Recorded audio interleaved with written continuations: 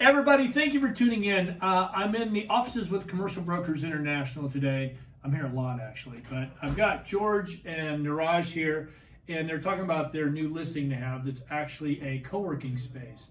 And then we got on to, I was talking to them about that, but then we got on to talking about co-working trends. And I thought it was very interesting what they're seeing as far as the trends. So I want to come on today and really kind of have them break it down what they're seeing in the marketplace. So which one do you want? Neeraj, you want to take it and run with it? Sure. What are you seeing out there as far as the trends?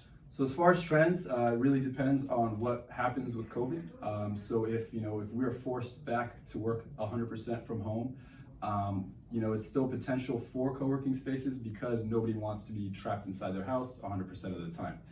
But on the opposite side, if we do have to come back to work, people still want to use co-working spaces because we find that most Americans don't want to be 100% inside the office, and they want to work sometime outside of the office as well. And the great thing about co-working spaces is it allows you to keep your work life as well as your home life separate.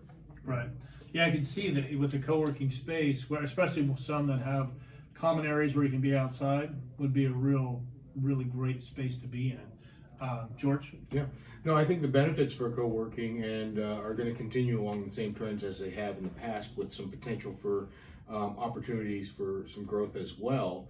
But a lot of this is, predominated by what's happening with the pandemic and what's going on and what's going to happen in the future. But in the near future, I do see that the best thing about co-working is the flexibility that it offers for people, where they can actually choose different times that they're leasing space up. They can the amount of space that they're leasing and the time frame. So so it can be short term, and it has some great opportunities for other companies as well, not just startups, but companies that are actually already in business. Well, pre-pandemic, you saw major companies that were leasing extra instead of taking off extra office space or just going into a co-working space. Absolutely, especially companies that have like projects that are short-term projects, whether it's like perhaps an ad agency just landed a new client, but it's a 6-month deal.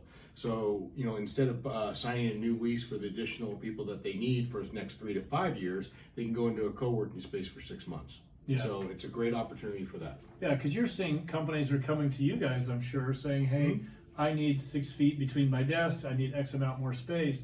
Why not, instead of adding that to your space at your current office, take a co-working space, put your people in there, and then...